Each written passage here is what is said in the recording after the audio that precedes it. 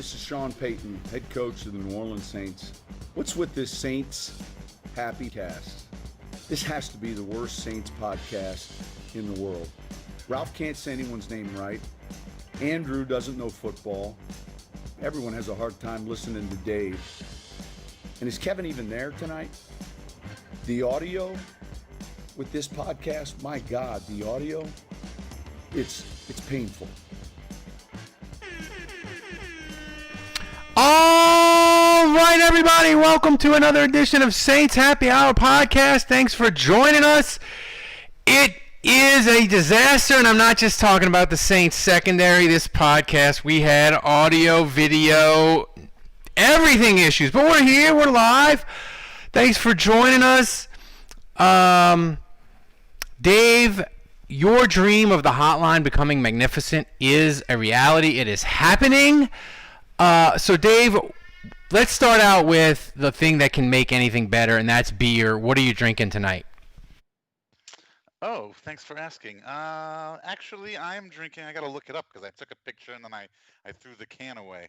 I am drinking. This is a collaboration. This is from Other Half, and it was a collaboration with a bunch of southern breweries, including Burial, The Vale, J. Wakefield, and Broussard, Louisiana's own Parish Brewing. And so this is an Imperial IPA. I believe it's 9.5% alcohol. It's called Double Fantasy RPG. All the beers from this collection seem... That's why I don't like the background. The background makes... There we go. All the beers from this collection had like a video game theme. So as a child of the 80s, it was doubly enjoyable. So speaking of video games, did you watch that Netflix documentary on the history of video games? Yes, I have watched that. What was it called? I don't remember. There's a couple. It's really good. There's a couple of docs on Netflix about video games or like toys in the 80s and that kind of stuff. I watched all that stuff. Yeah, I love all that stuff. Yeah. I was a big He-Man guy. As was I, actually. By the power of Grayskull. So I have some news. We can hope and pray that hopefully we have Davenport back this week. So I'm excited, Andrew. The pass rush might not be total trash. I don't believe it. That sounds like wishful thinking at best. I'm not sure that Marcus First is a real person and that he exists. It's been so long since he's been on the field. I can't even tell you what he looks like anymore. By the way, I think. Oh my God, Ralph is. Oh Jesus, this is a disaster. What is it? You've got this petrified look on you. It's in your eyes, Ralph. It's the fear. I think you need to let everybody know. Where did this Marcus First nickname come from? Did that start on our Discord? I think so. Yes. You gotta. Not everybody listening knows that that's Davenport's new nickname, Marcus Firsts. Oh my God, Ralph, we can't hear you, buddy. We can't. I muted myself. Is the chat room? People are saying all they can hear is me. Is that correct? Well, that's one person said that. Yeah. Only person I hear is Ralph. Great. Are you recording? Can you guys hear me right now as I speak, or can you hear Dave? Awesome.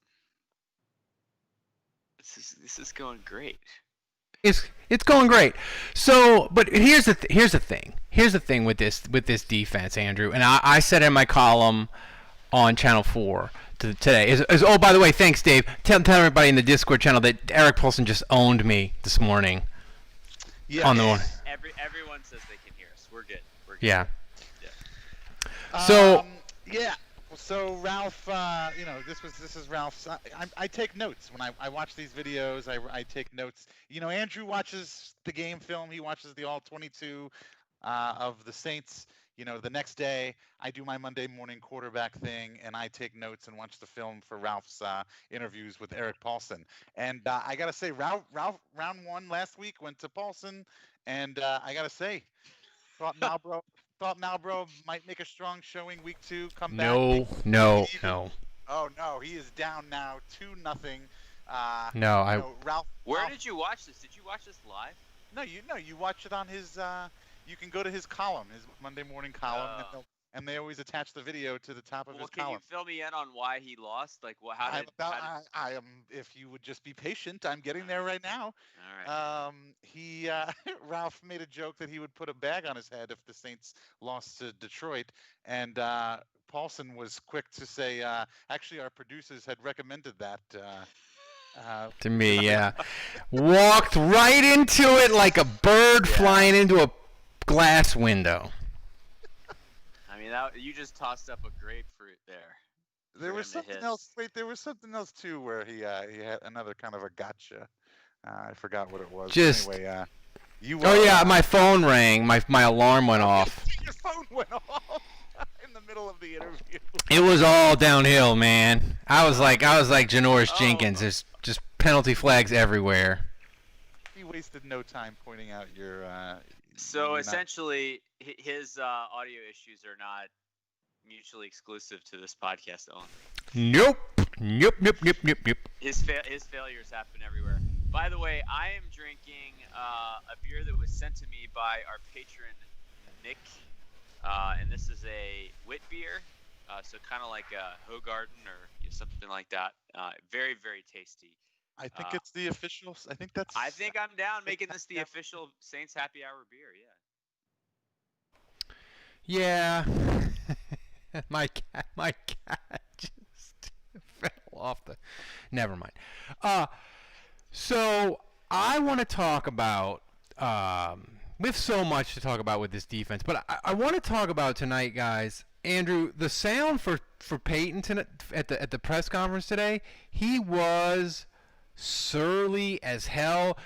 You know, the fun Sean Payton of being on Twitter and doing all that's gone when they lose. He is back to being surly asshole Sean Payton.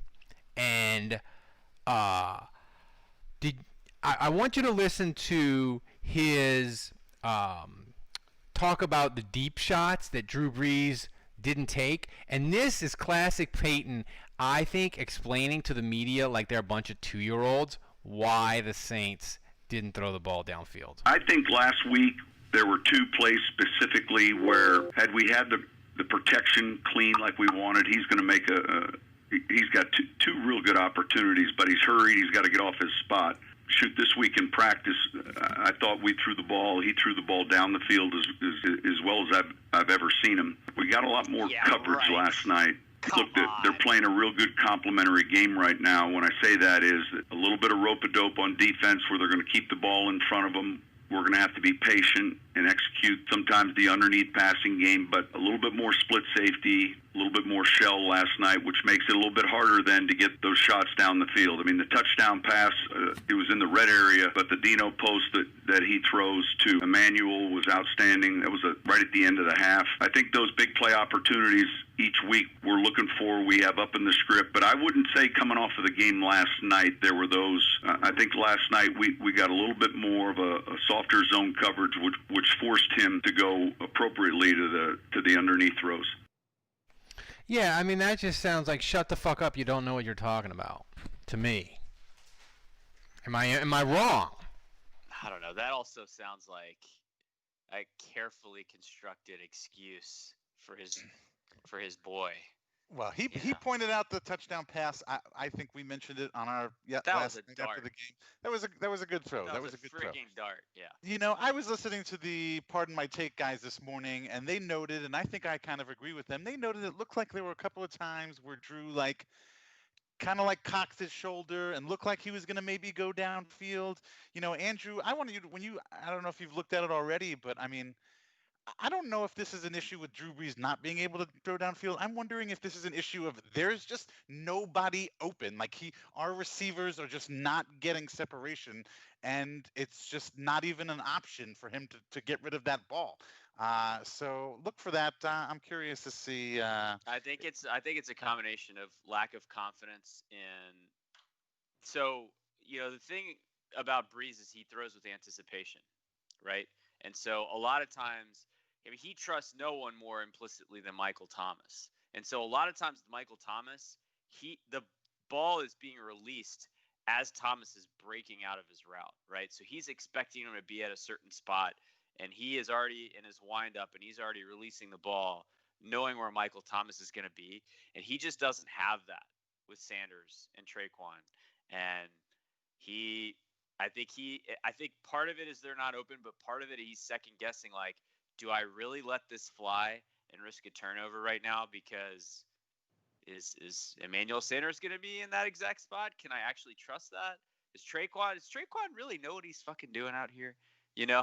So I think there's a little bit of that going on. I agree. Is it? But here's the thing, though. The offense was, to my, we talked about it on the Blue Monday show, and Dave mentioned it. Look, they scored 30, so there's not so many problems with it. Is this whole bullshit with air yards? The Saints are 37-11 the last 3 years. They're 1-2 now. But isn't it just sort of like the so-called experts have been beating the Saints fans over the head with it? Now they're panicked over this thing that last year no one gave a shit about it. Like when they were rolling, they were scoring 40 against San Francisco, and it's just the fucking stat nerds have beat it in their heads, and people are convinced of it, and it doesn't matter. I don't know that it doesn't matter.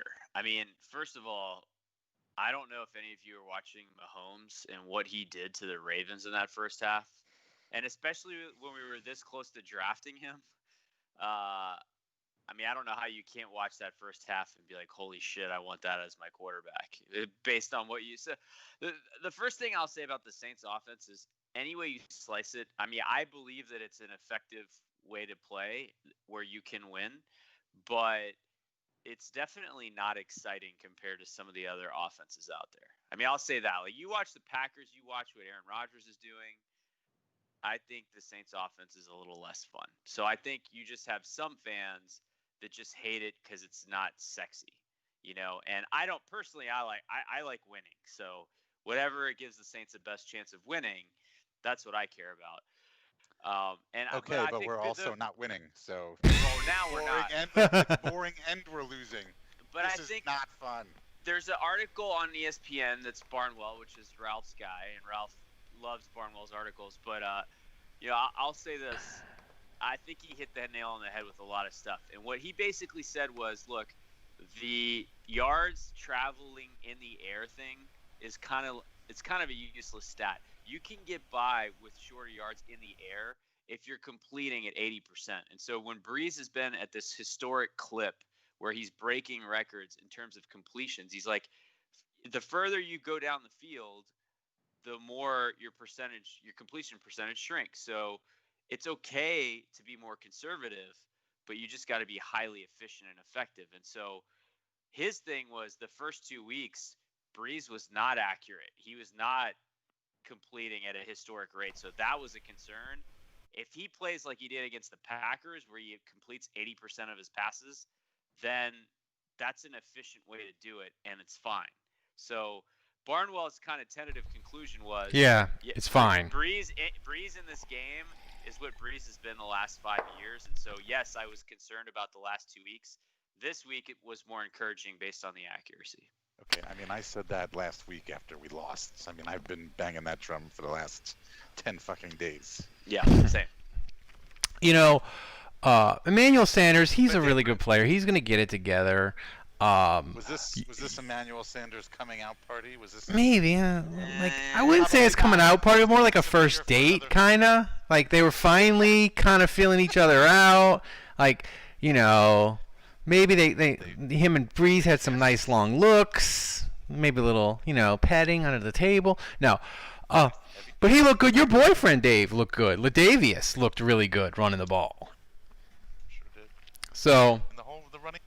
The running game as a whole looked really good. I agree with what Andrew said. I would have liked to see them run like 5% more. Not much more, but maybe like 5% more. I think that's a good number.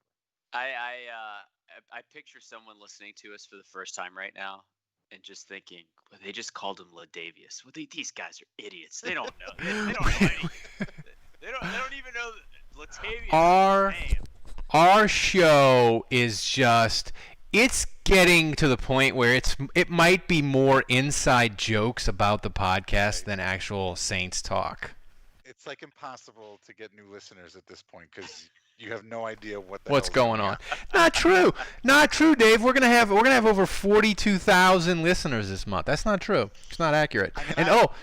By the way, has anybody heard our ad that we're running on Spotify? We decided to set a pile of money on fire and run an ad on Spotify. Has anyone heard it that listens in Spotify? Probably not. Well, first of all, if the people that are listening to the podcast right now have heard your ad, you've wasted money advertising to the people that already know. Accurate. But people listen. I hear they got people that are like, I listen on the live stream, then I listen again. So, it could happen. After your shit audio on this one, nobody's going to be repeating. No, this audio is a fucking. We're not going to get new people because it's all inside jokes. We're not. I probably sound like I'm underwater, but listen, people. Andrew, they are panicked about Cam Jordan. First time since 2011, he went the first 3 games without a sack. Sean Payton, he didn't make me feel better necessarily about Cam Jordan, but when he talked about him today, I didn't feel worse. Well, he's getting a lot of doubles. He's getting a lot of chips, and that's challenging always when you're playing over there at left end or right end. And so you're counting on everyone else. But I think look, he plays with such energy. He's a guy that's got great stamina. Obviously, the first 3 weeks he hadn't had the production maybe that we're accustomed to seeing, but there's an element of that you credit the teams you're playing. What, Andrew? That didn't make me. That wasn't like a ringing endorsement of Cam. Come on, man. You're telling me Cam Jordan has never seen a chip or a double team before? He's been seeing that for his whole fucking career. I'm with Andrew, and here's my opinion on this situation.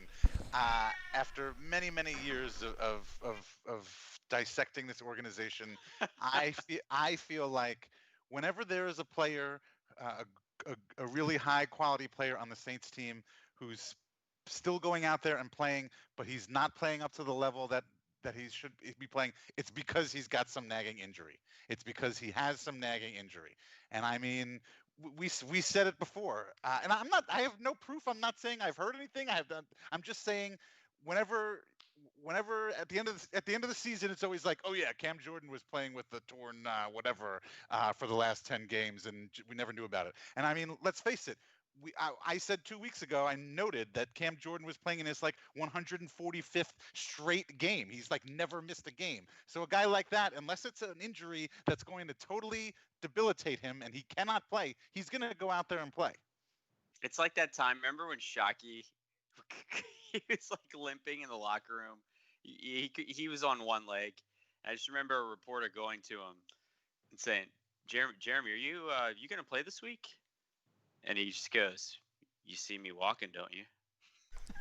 Like he's fucking Clint Eastwood or something.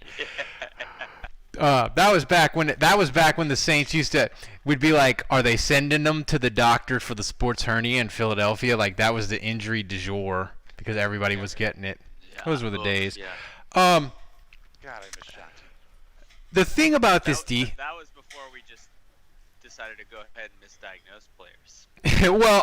Well, here's the thing. You that's a great segue, Andrew, because Payton is in his press conference today, he was like, the Green Bay was killing us with the bootleg, and I knew it was going to happen because the Raiders killed us with it, and it's a copycat league. Gosh, I can't even count 4 or 5 of these nakeds where there's someone open right in the flat right now. The communication, being able to pass off and understand the motion, who's got the flat, that's the one thing that we've got to get cleaned up. The second thing, and I knew from last week with goal line or short yardage personnel down in tight, we got beat on a couple play action passes by the Raiders. So those will continue to come. Opponents see that until we're able to make the adjustments and get our eyes right. And so what I mean by that, you're playing man-to-man in coverage, and yet you're seeing a run action. You've got to be able to be disciplined enough to have your eyes on the right spot and your coverage in place.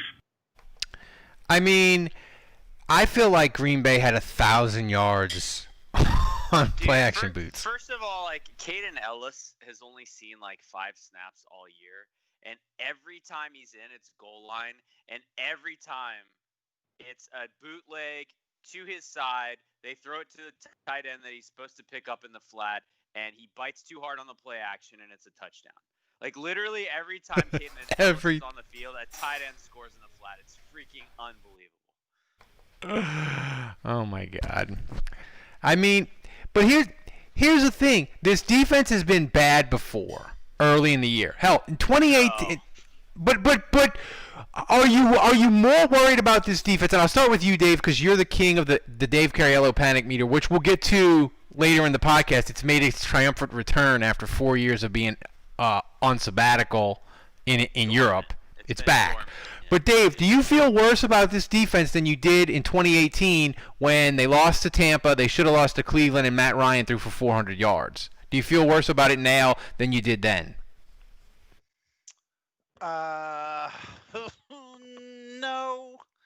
No. I mean, back then it was like those were players that we've never seen play well. Like that, they just were not good players. Like we have guys on this team that we have seen perform that we know can do better and be better, and that's what's so frustrating about it now is because we know that this defense should be better than what we're seeing, and it's just not for some reason. So there's the definite possibility that they can absolutely flip a switch and make this better. And again, a lot of it just has to do with getting rid of the fucking penalties, playing more disciplined football, not giving up so much yardage, not reincarnating the ghost of Brandon Browner. So I'm not totally giving up.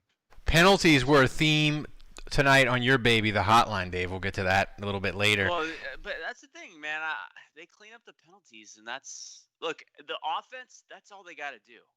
Put up 30 points. The only thing I would say about the offense is the Taysom Hill fumble. And I'm not even one of these people that's going to blast the play calling or criticize Taysom Hill or say, how can you take Drew Brees out of the game? I mean, it's part of the Saints offense, and you could say maybe it's gone a little stale and predictable, but I'm cool with that being in the offense. Yeah, I got a hot take on Taysom. He's fucking terrible at the read option. He never makes the right. When they call the read option, he's never given. He's always faking it and running it. Like that's what he does, and he's not good at it. But I will say, we said it on the show last night. I think they'd have run the ball more, Andrew, if they don't have that fumble. Like they'd have had 5, 6, 7 more carries, and we'd have felt a lot better about it. Yeah, I agree. I question if Taysom Hill's getting enough touches, honestly. I question if he's being targeted enough in the passing game. Yeah, it's tough. Look, the bottom line, I think, is the offense for the most part. You wish you could have had a couple plays back, maybe. Certainly the fumble. But 30 points, Drew Brees completing 80% of his passes, all that. Kamara, my God, the game Kamara had.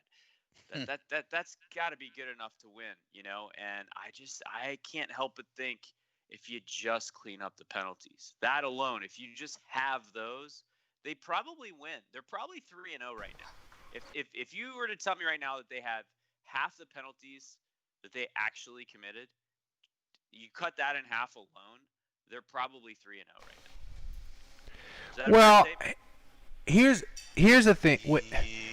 At least 2-1. They get at least one win. Yeah. They get at least one win. I was looking at just clean up the penalties. Yeah. No, I was looking at the penalty numbers.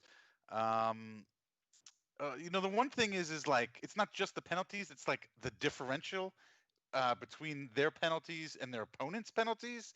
Especially since the last 2 games. Their opponents have only had 23 yards in penalties. I mean, so far this season, the Saints are minus 205. They've is that bad? As far as yardage is concerned, yeah. As far as yardage is concerned, they've given up 205 yards to their opponents for 3 games, and the only time 2015, that was the disaster year with Brandon Browner. For the entire season, they only wound up giving up 225 total yards. So the differential, so they were giving up a ton of yards, but at least their opponents were also getting flagged a little bit. But this year, it's just like, it's been ludicrous. Like the Packers had 2 penalties too. Right, and Just so 2. the Raiders had 3, which only led to a 13. And I feel like, and so here's the only other thing. The only other time in the Sean Payton era where they've given up more than, where the differential has been more than 200 yards was last year when it was like 300 and something. Like, so my point is like, but if you count 2019 and now the start of the 2020 season, they've given up negative 500 yards in penalties. and I feel like the one that really killed me was, well, the Malcolm Jenkins one, the horse collar, was one of the worst calls I've ever seen. I mean, that was Tommy Lee Lewis bad. But the one that killed me was the Marcus Williams. Like, the ball was uncatchable, and he probably should have gotten away with it, just because I felt like the guy for Green Bay did a little acting too. Like, he didn't hit him that. But why blow the guy up? Like, Yeah, he didn't though. That's what I'm saying. I don't think he did. I think the guy for Green Bay did a little acting. I think Marcus Williams is really stupid for doing that. Really stupid. But here's the thing too, though, that I was thinking about today, Dave, is the Saints referees are now going to go into the games thinking the Saints are the most penalized team on earth. So it's like a self-fulfilling prophecy. They know the Saints get a shit ton of penalties, so they expect to throw a bunch of flags, so they will throw a bunch of flags. That makes me nervous to hear you say that, actually, because that definitely was starting to happen with Brandon Browner. Like, where their reputation kind of preceded them, and refs were looking for it. He's like, oh, Brandon Browner is fucking grabbing a handful of jersey every chance he gets. I'm looking for it. And then you don't get the benefit of the doubt when you're labeled a undisciplined team that's trying to get away with being handsy, and you don't have respect for being good.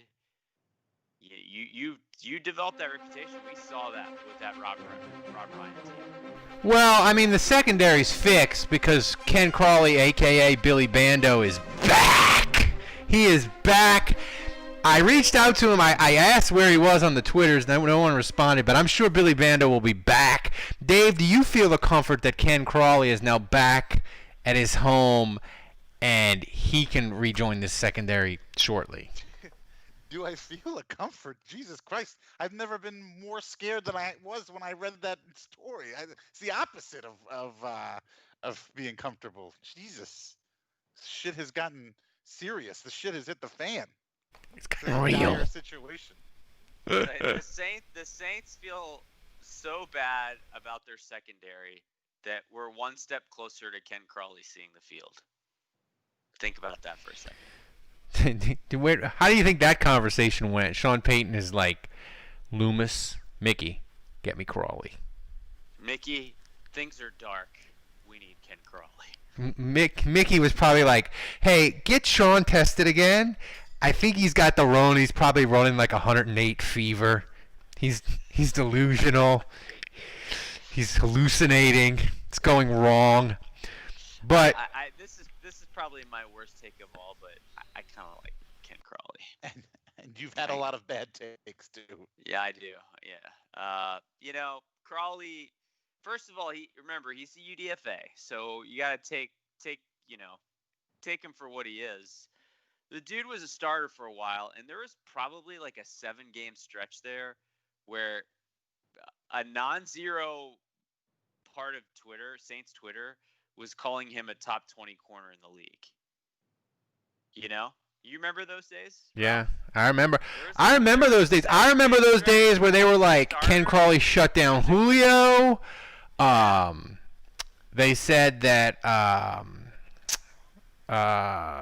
I'm drawing a blank. They said Patrick Robinson was going to be good. They said they had all kinds of hot takes. But the thing is, we were just so desperate for corners that we wanted to believe. You know? Yeah. Anyway, my point with Ken Crawley is he's not Browner or Jason David in the sense that he's always been trash every single game. He's actually had decent moments as a Saint. Ken Crawley had the unique skill to be in the right position to make a play and then have the most uncanny ability not to locate the ball. Like, remember the Giants game when he first started playing? Like, they threw it and he's like right there to make the pick, and he can't. Like, he's done that. Like, it feels like a dozen times with the Saints. Like, you know? So that's why he's so frustrated. Because he's not like Browner where you hate him. It's like, Ken Crawley, he can make them. No, it's a touchdown.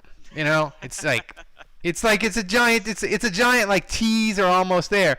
But it's hard. It's hard, Dave, because they lost.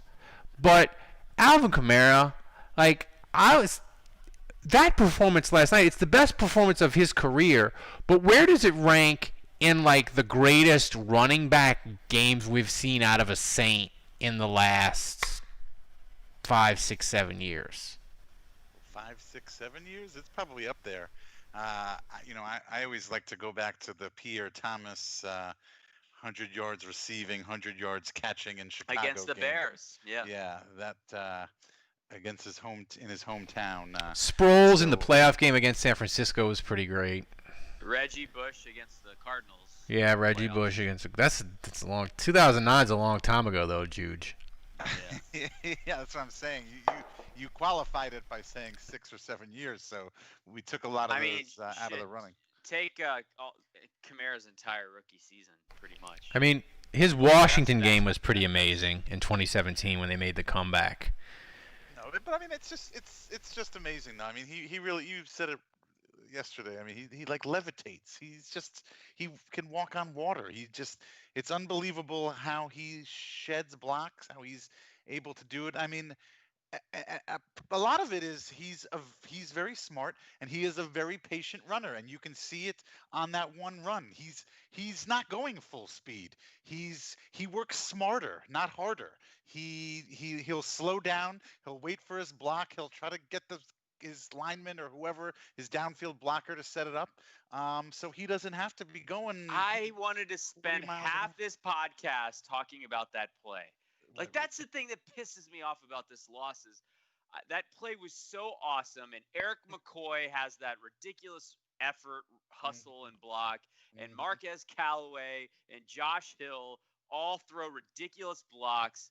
Kamara breaks like 6 tackles, and like I was so jacked up when he got in the end zone on that play. And the only guy that caught up to him and finally tackles him is the big fat guy. I don't know. He's like 50 yards downfield. And he just kind of like bear hugs him into the end zone. But that play was like, seriously. He's just got incredible vision. Pay that man his money. They did it. Worth it. That's got to be a top 2 Kamara play in his career, right? He had a great one against Seattle, right? Didn't he have a great one against Seattle? He did. He had the play against Washington where he like bobbled it and went in for the touchdown. Then he had the 2-point conversion to tie. The thing is with him, Andrew, and it drove me bonkers, and it gives me a chance to play this soundbite from Mora, and it actually makes sense. You got to block people on a screen. Shitty gets the ball out there, and 2 guys, big old animals, nail his ass. Shit. I'm talking about the 3rd down play where they run the tunnel screen, and like 8 Packers just pile on him. Like, can we just throw it to the sticks? Like when it's 3rd and 3, I know Brees, doesn't have an arm and can't throw, but can we just do like a 4-yard out route? Can we just throw it to the sticks? Please? That would be nice next time. Yeah. If back to the defense for just a second. If Cam Jordan is not what really.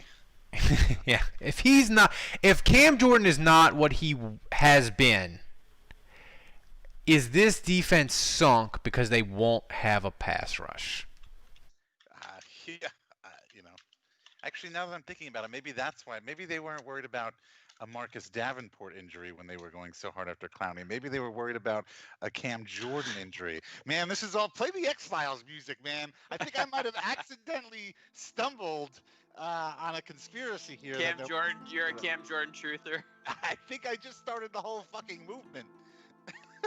I think you're right. I love it. You know me. Let's go deep in the weeds. My theory was don't pay attention to what they say, pay attention to what they do. So I'm open to your theory, Dave. My theory was more general, is they just didn't believe in the pass rush. But I like your theory. It wasn't about Davenport. It wasn't about the pass rush in general. It was about Cam Jordan not being able to walk. I already mentioned this on one of our daily shows, but I gotta say it again because it's so good, Dave. There was a tweet. I can't remember who tweeted this, but it was so. I was really mad that I didn't come up with it because it was so on brand for our podcast. But the tweet was, "I can't wait for Davenport to come back because Trey Hendrickson really needs a lot of help on the other side." How good is that? They had somebody today, they were yelling at me, and they're like, Davenport's never going to be good. He was a waste of 2 first-round picks. And I'm like, no. Here's what's going to happen. In 2021, Davenport's going to have 18.5 sacks. Loomis will pay him $125 million, and then he'll go back to being injured. Wait, who's Davenport? Oh, yeah, 2 firsts. Sorry, my bad. 2 firsts. 2 firsts, yeah. 2 firsts is going to have 18.5 sacks next year. I was confused for a second there because I thought you called him something else. Yeah. Davin something? No. 2 firsts. My apologies. You know me, I'm not good with names. That's his mafia name. That's his Italian mafia name. Mikey 2 firsts. Mikey 2 firsts. I'm gonna go. What could he say? I'm gonna go get the papers. Let's get the papers. We were watching Goodfellas the other day. So, Dave, do we need to get to the hotline yet?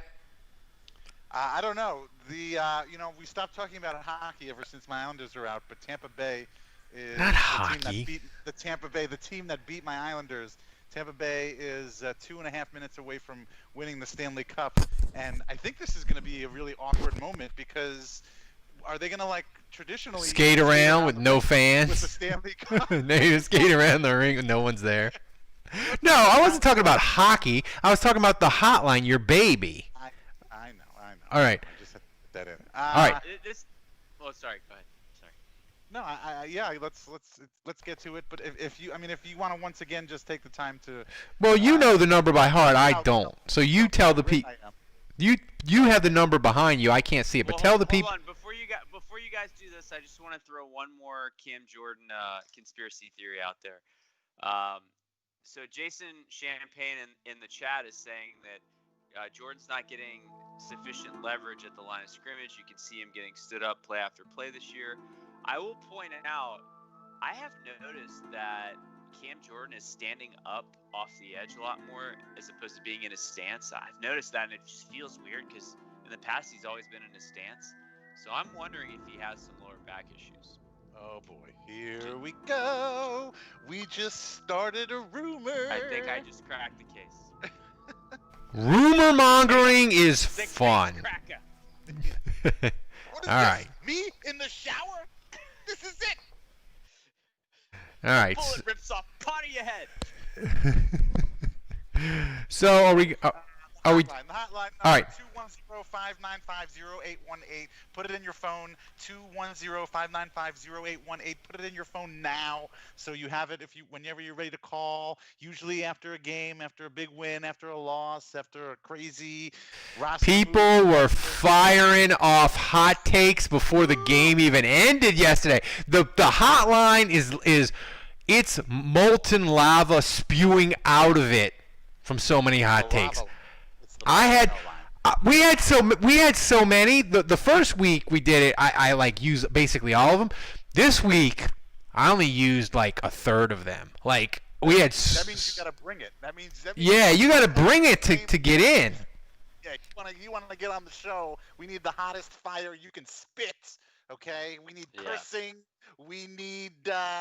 We got cursing tonight, boy. Woo! We need you making fun of Ralph's arm, making just fun of me in general. Well, I don't know what you could make fun of me about, but I don't know, making fun of Andrew's K-Swiss apparel. I mean, whatever you need to make fun of, just fire, just spit it. Fire. Spit it out. So this is the this is the hotline for week 3. It's time for this week's hottest takes from the Saints Happy Hour Hotline. As we've learned with anything in 2020, it's all just a bunch of horse shit. So fuck it. That's it. That's the voicemail. That's it. Play me on the show. Or don't play me on the show. I don't give a fuck. Hey, this is Lewis. This is going to be pretty short. I've had a little time to digest this damn game. And you know what's really pissing me off? How the fuck do we waste one of the best highlights of Kamara's career in this goddamn loss? I mean, that run's going to be shown at his Hall of Fame induction ceremony. And we're just going to be sitting around going, fuck, that was that goddamn Green Bay game where we couldn't stop a wet fucking fart with our defense. Oh, fuck the referees, too. Out. Guys, pain. Every week this occurs, I go back to 2018 and I get more mad at the refs. Retroactively. Pain. Let's go. Come on, Saints. 2-2. Come on. That sounds kind of desperate. Hey, y'all. Long-time listener, first-time caller. And I really think that we need to start posing the question of, and cue the sci-fi X-Files music. Do the Saints fucking hate us? Do they fucking hate us? Why do they keep just edging us on? Just doing all this bullshit, enlisting all these fucking players, signing Emmanuel Sanders, signing Jared Cook, if they're not even going to fucking use them. Why even go through this song and dance? I would much rather just be a regular 0-16 team, like the fucking Detroit Lions, as opposed to just dancing around and doing this fucking song and game for fucking 16 weeks.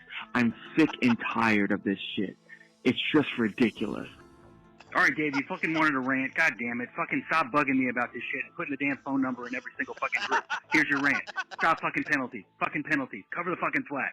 Fucking cover the fucking flat and stop fucking making penalties. And why the fuck do we have to have Mr. Glass on offense, Andres Geek, and Mr. Glass on fucking defense, Davenport? They're always fucking injured. They fucking break at the drop of a hat. Stop it. Stop fucking covering. Cover the fucking flat. Stop fucking penalties. Third down and forever. Drew Brees doesn't even throw the ball to the line of scrimmage, but he throws it to Alvin Kamara. And Kamara does Kamara things. Touchdown, Kamara. He makes everybody miss. He's all we need is Alvin Kamara.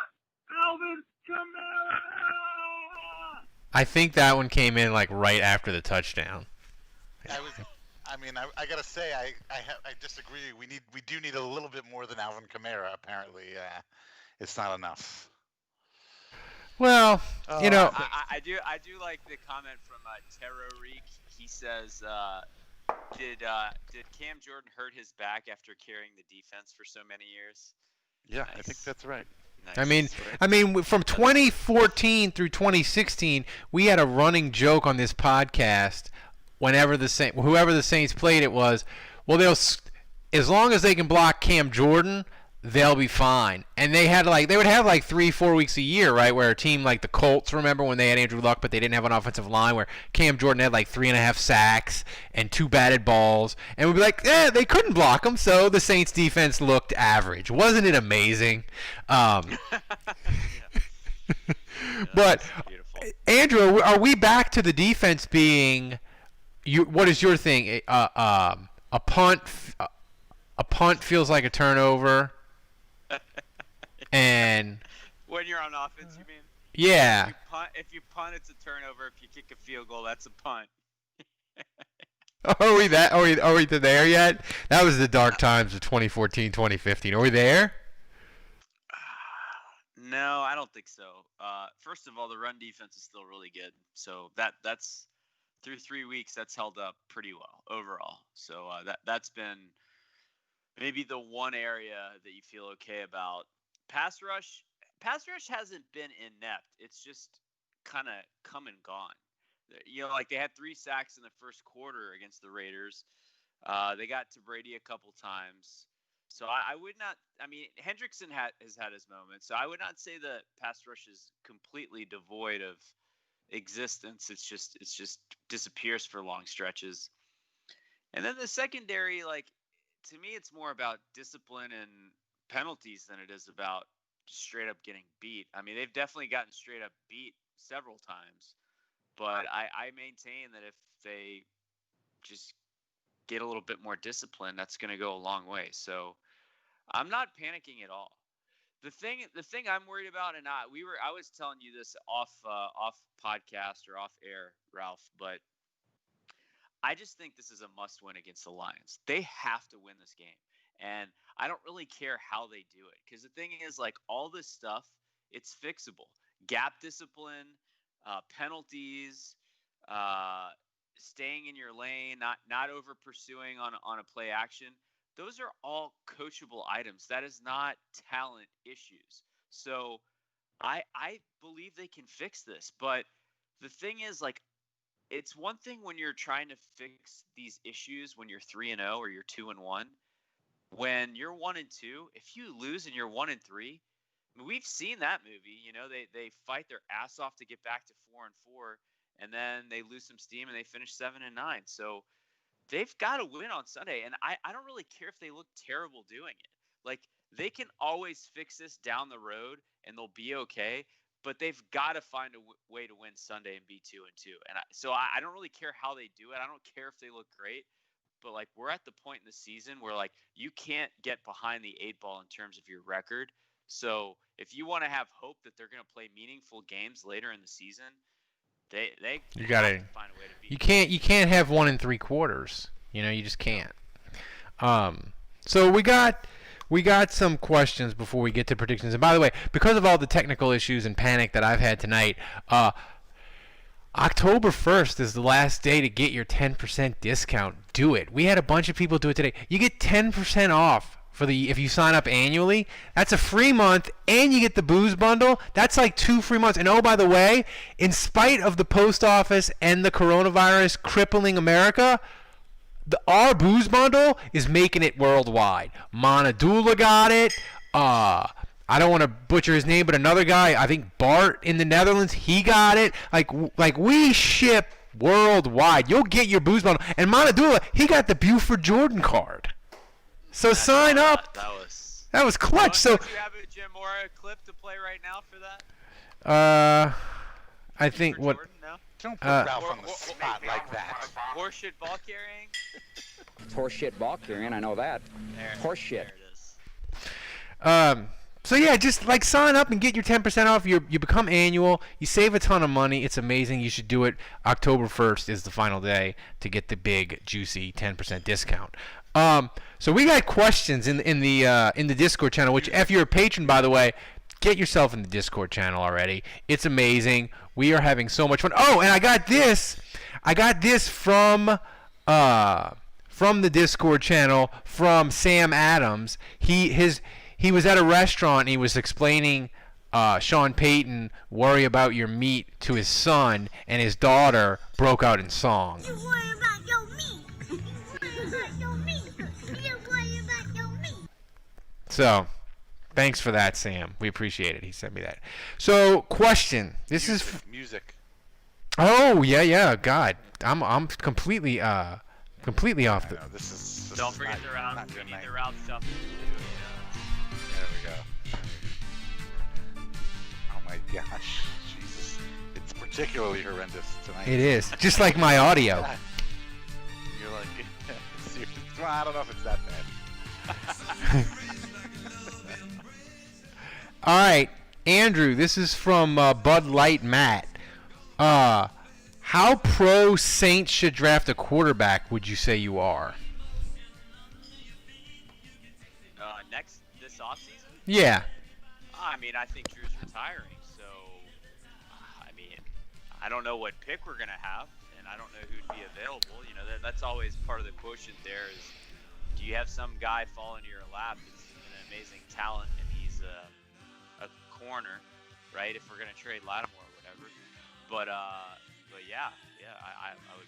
I mean, I'm still uncertain about Taysom Hill, and I don't know what's going to happen with Jameis. So I would absolutely be, even if we were to keep both, honestly, next season, I'd still be interested in drafting a guy. This is from Bob. Why hasn't Dan Quinn been fired yet? Dave. What is taking so long? Wait, why do we wait, we want this to happen? No, I mean, it's fucking inevitable. I mean, if you don't follow Bomani Jones on Twitter, go to his feed. He has a rant today making fun of the Falcons fans that is just pitch perfect. It Why is is he making fun of Falcons fans?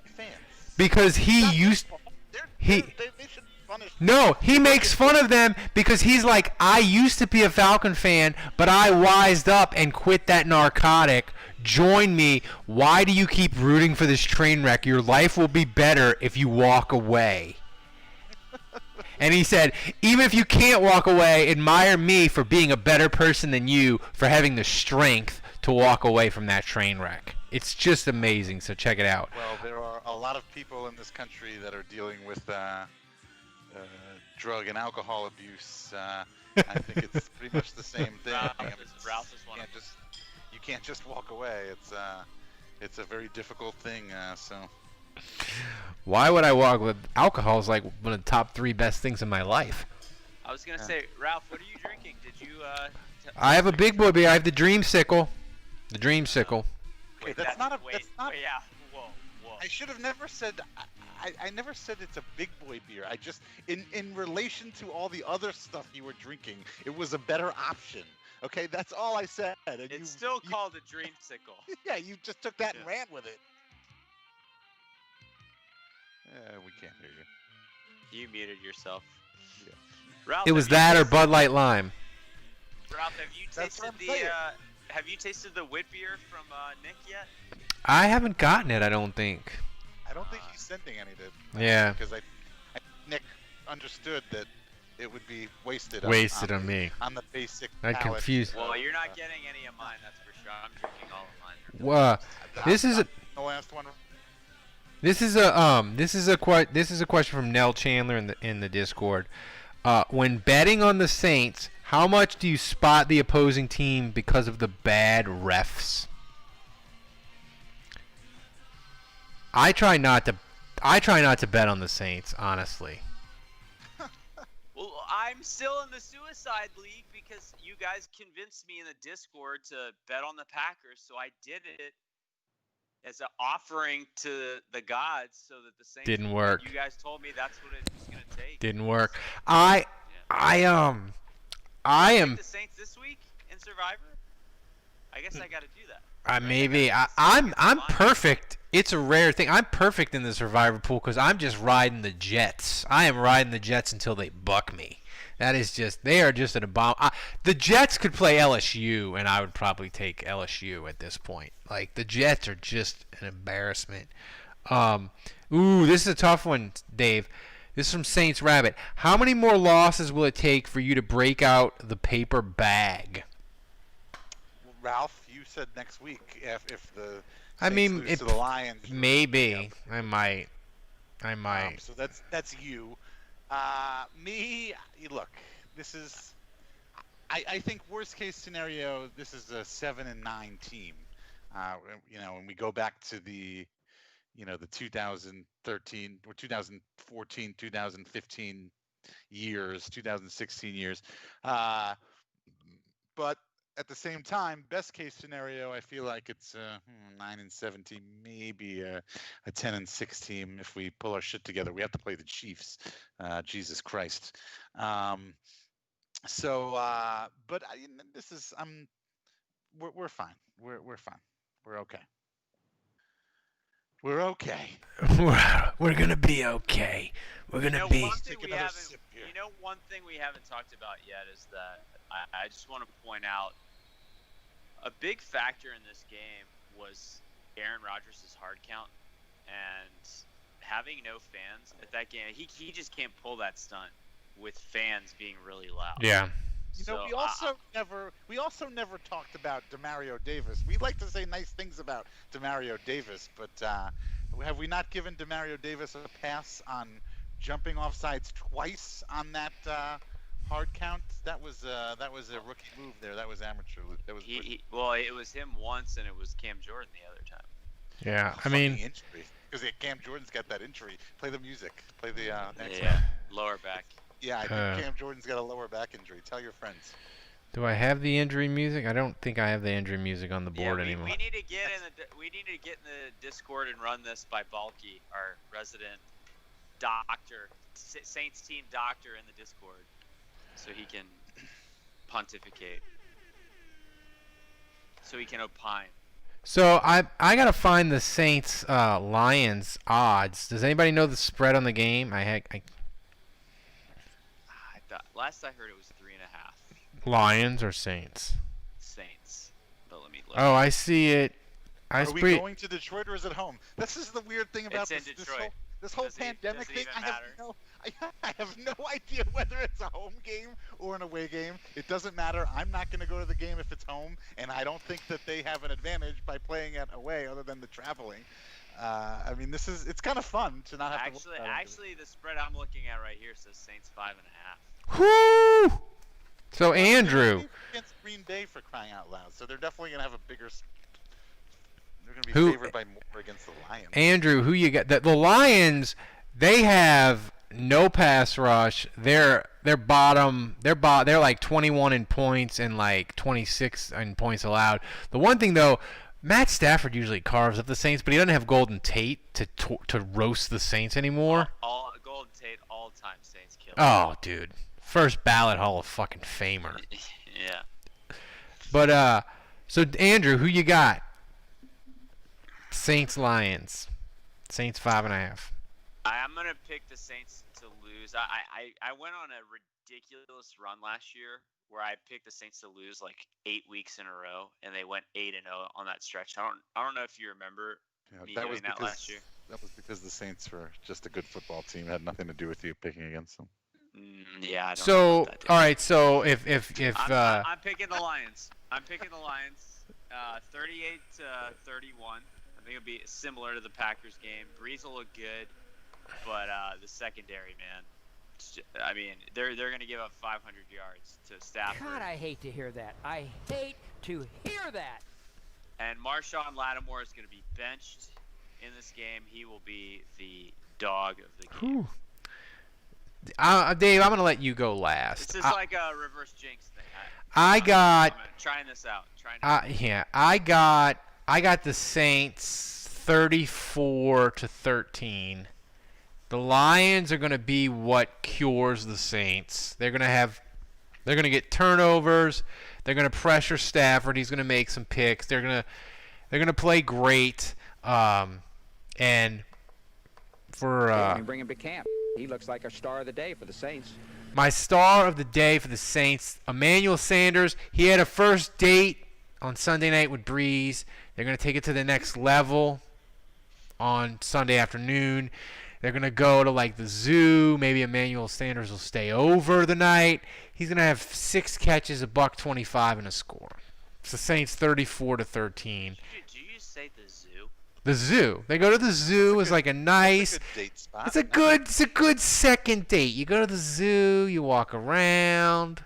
You hold hands, maybe. Look at the flamingos. Yeah, you look at the flamingos. Is that where you took your wife on your you pretend like the flamingos don't smell like a sewer. So it's good. It'd be a good second date. So Dave, who do you got? Saints Lions. Well, I'm with you. I think this will be a get-right game. I think that I think all phases are going to look a lot better, and it's at least temporarily going to give us hope and put us back on cloud 9 for a little bit. It's away, but it's in a dome and no fans, so whatever. I think I'm going to say even more. I'm going to say Lions 10, Saints 37. And I'll say... How does Cam Jordan... They won't even bring him to camp. He looks like a star of the day for the Saints. Cam Jordan... no sacks. No, I mean, he's got that back injury. The lower back, he needs the epidural. Yeah. So I'm not expecting much from him. I mean, they'll throw him out there just as a distraction or whatever, just to make sure keep the offense respecting him. But he's really not going to be effective. I'll say my player of the game. Let's have Drew Brees. I think Drew Brees is going to have. And it might be maybe his last one ever in the history of his career. He's gonna have like a 400-yard, 3-touchdown, 4-touchdown game. I hope that would be great if he would do. By the way, I'm looking at the YouTube right now, and we have six likes and 1 dislike. Somebody went in there. Said dislike. Thumbs down. I hope Drew Brees throws for 400 yards and goes, "Hey, Bill Barnwell, that motherfucker." For the air. Don't forget to subscribe. Yeah, subscribe. Andrew spent like 5 whole minutes doing that YouTube subscribe video, and I added the logo to it, so we weren't really. Subscribe helps us. Yeah. It subscribes. We want to monetize the channel to give money to Lake Charles, but we can't monetize the channel until we get to 1,000 followers. We're at like 8. It doesn't do anything to you. Like maybe you'll see more suggestions from us or something, but you like us anyway, so just please. Yeah, and all you have to do is subscribe, and then if you don't, I mean, we only post one thing on YouTube a week, so it isn't like you're gonna get 9,000 notifications that we're posting 9,000 emails. Jason says in the chat that the dislike must be Bill Vinovich. Fuck that guy. So listen, guys, thanks for hanging out with us. It's not over yet. They're 1-2. It's gonna be all right. It's gonna be all right. And once again, sign up to be an annual patron. You get 10% off if you do it before October 1st. Current patrons, you can sign up and get the 10% off too. Do it. It's an amazing deal. Do it before October 1st, and we'll get you your booze bundle shipped to you. So for Dave, for Andrew, for Kevin, who's MIA, I'm Ralph. Until next week, the bar is closed.